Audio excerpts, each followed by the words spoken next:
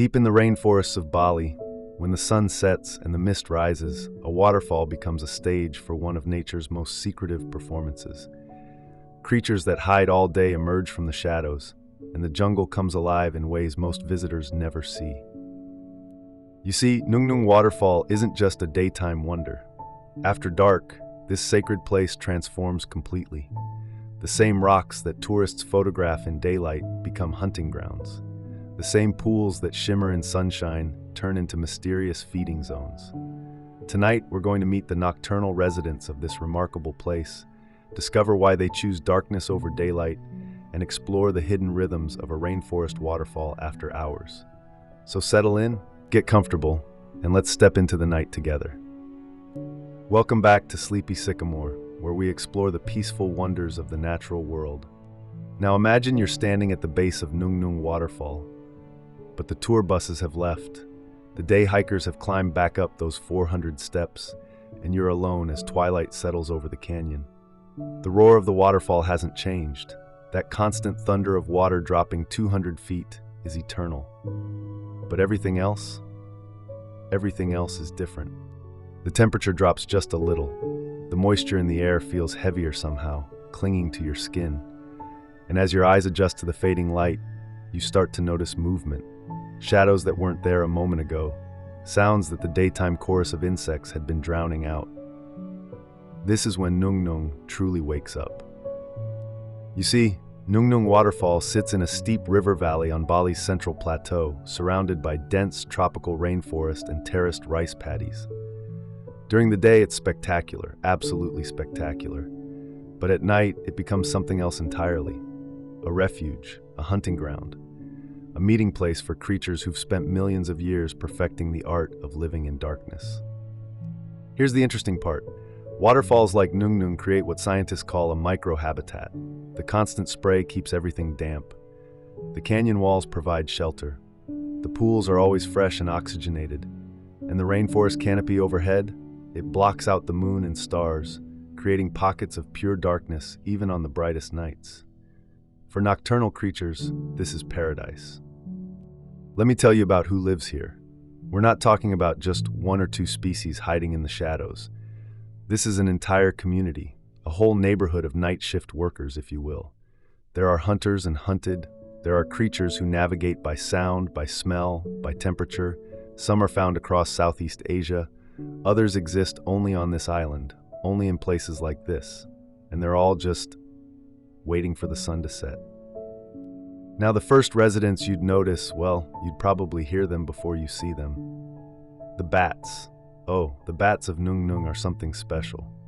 As dusk approaches, they emerge from caves and crevices in the canyon walls. Not just a few bats, mind you. Hundreds of them, maybe thousands, pouring out like smoke in the fading light. Indonesian fruit bats, insectivorous bats, horseshoe bats with those remarkable leaf-like noses. Each species has its own exit time, its own flight pattern, its own purpose for the night ahead. The fruit bats are usually first. They're larger, these fellows, with wingspans that can reach 3 feet across. They don't use echolocation like their smaller cousins. Instead, they rely on excellent eyesight and a sense of smell that would put most mammals to shame. They can detect ripe fruit from miles away. Imagine that, flying through complete darkness, navigating by scent alone, searching for fig trees and banana groves in the valleys below. But here's what's wonderful. These fruit bats, they're not just feeding themselves, they're planting forests. Every seed they drop, every fruit they partially eat and abandon, that's a future tree. Scientists call them gardeners of the rainforest. And it's not just poetry, it's fact. Without bats, without these night-flying seed dispersers, the jungles around Nungnung would look completely different. Then come the insect hunters, smaller bats, more delicate, impossibly agile. These are the ones using echolocation, sending out sounds so high-pitched we can't even hear them, listening for the echoes that bounce back. They're painting the world with sound, if you can imagine such a thing. Every mosquito, every moth, every flying beetle creates a different echo signature. And these bats, they can tell the difference in milliseconds. Watch one hunt over the waterfall pools. Well, you'd need special cameras to really see it, but the movements are like aerial ballet. Banking turns that would make a fighter jet jealous. Sudden stops, impossible accelerations. All of this happening in near total darkness, all of it guided by sound. A bat can catch mosquitoes at a rate of more than 1 per second when the feeding is good. 1 per second. That's not just hunting, that's artistry. And here's something that gives me wonder every time I think about it. The bats in the waterfall, they've developed a relationship over countless generations. The waterfall attracts insects. The mist and spray create perfect breeding conditions for mosquitoes and midges. So the insects come to the waterfall, and the bats know this. They've known it for longer than humans have walked this island. Generation after generation of bats returning to these same hunting grounds, teaching their young where the food is reliable, where the flying is safe. Some of these bats roost right behind the waterfall itself, you see. In the wet season, when Nungnung is at full force, they're living behind a curtain of thundering water. The noise must be incredible, but it's also protection. What predator is going to follow them through that? So they sleep there during the day, hanging upside down in the spray and the darkness, and when night comes, they simply step out into their kingdom. Now, let's bring our attention down from the sky to the ground, because while the bats own the air, the forest floor around Nungnung has its own cast of characters, each one perfectly adapted to navigate the darkness. The Sunda slow loris might just be the most enchanting creature you'd encounter here. They're primates, distant cousins to monkeys and apes, but they've gone in a completely different direction. Slow, deliberate, silent, with enormous eyes that gather every photon of available light. Watch a slow loris move through the branches and you'd swear you're watching something in slow motion. But there's no mistakes here, just methodical precision. Every movement calculated, every grip tested before weight is transferred. Here's the remarkable part. Slow lorises are one of the only venomous mammals on Earth. They have a gland on their elbow that produces a toxin, and they lick it, mixing it with their saliva. One bite can cause anaphylactic shock in some people. But they're not aggressive, these little ones. They're gentle, almost meditative in their movements. The venom is pure defense, a last resort against predators. Most of the time, they're just moving through the canopy near the waterfall, searching for tree sap, flowers, insects, the occasional small bird's egg. Sadly, they're endangered now. The pet trade has been devastating to their populations. But in protected areas like the forests around Nungnung, if you're very quiet and very lucky, you might still spot those enormous reflective eyes staring back at you from the darkness. Down at the water's edge, things get even more interesting. The pools below the waterfall stay cool and oxygenated, perfect for amphibians. And Bali has some extraordinary amphibians, let me tell you. The Bali frog emerges at night to hunt along the rocks. They're perfectly camouflaged, these fellows, blending into the wet stones like living shadows.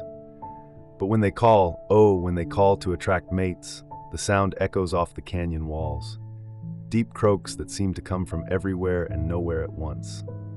Some nights during breeding season, the chorus is so loud it almost rivals the waterfall itself.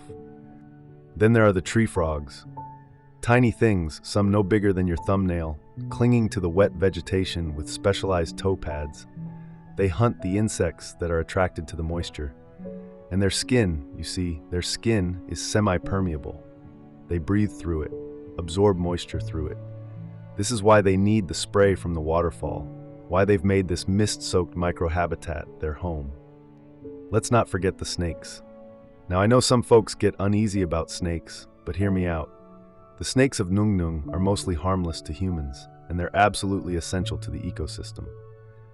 Paradise tree snakes hunt in the canopy at night, following scent trails left by rats and bats.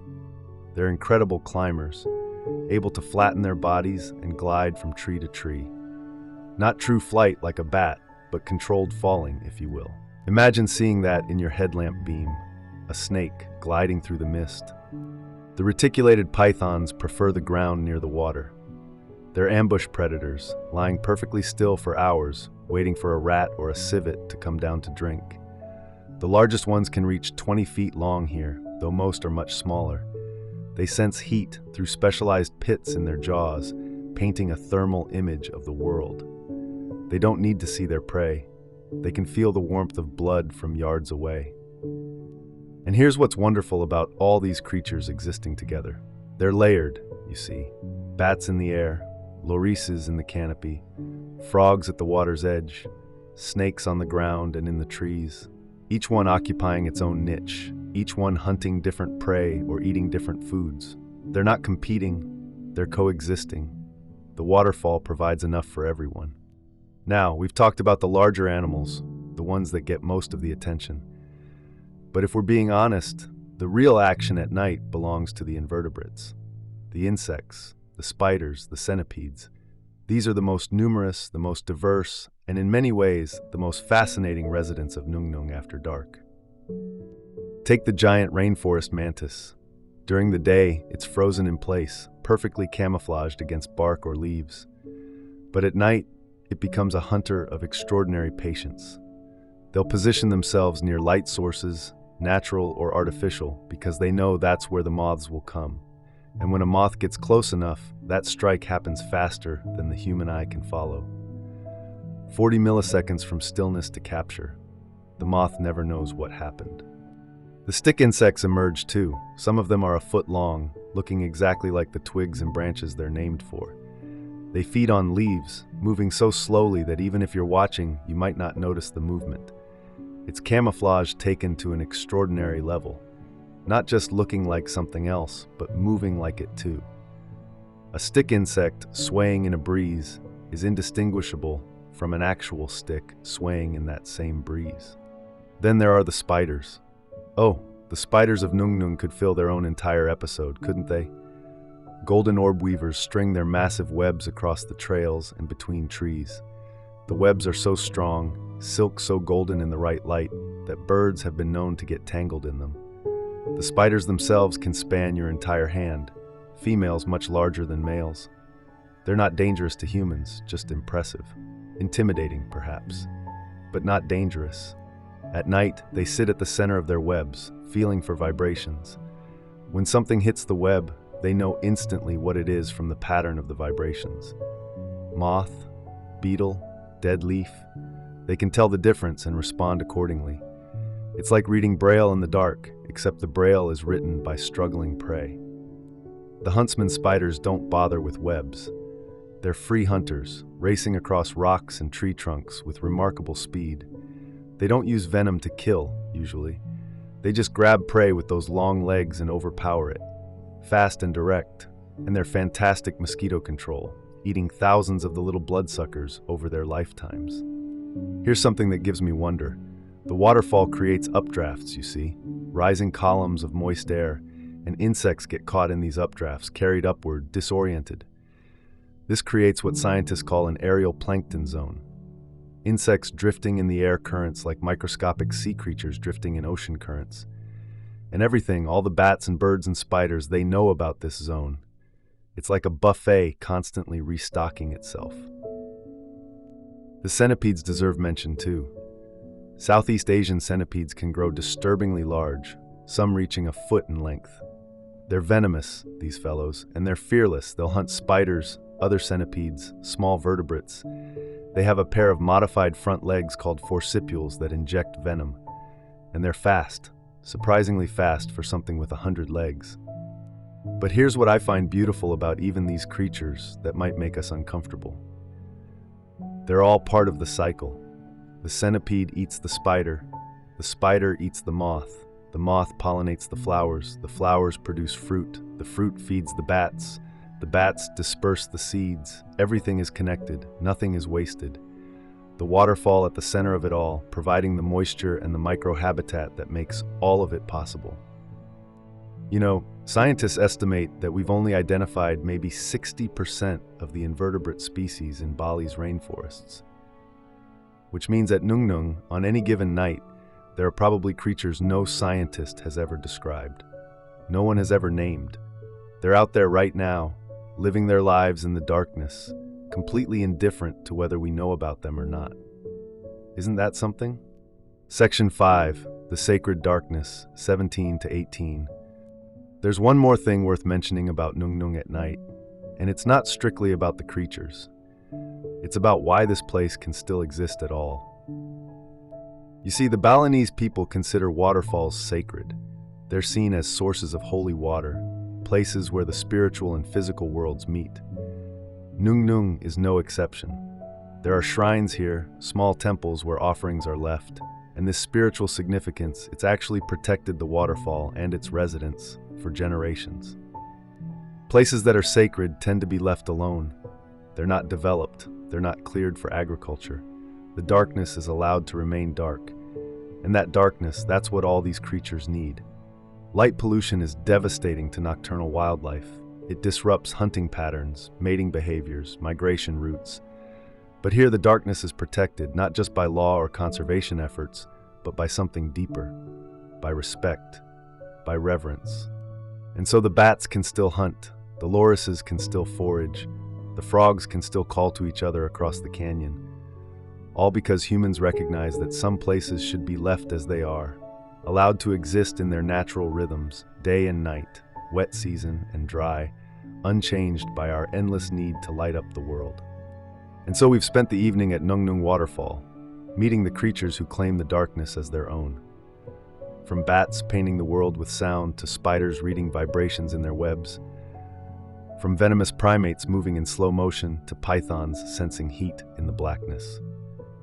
Nature never ceases to amaze, does it? Every waterfall, every forest, every shadow holds entire communities we rarely see, living lives as complex and purposeful as our own. Thanks for joining me tonight on Sleepy Sycamore.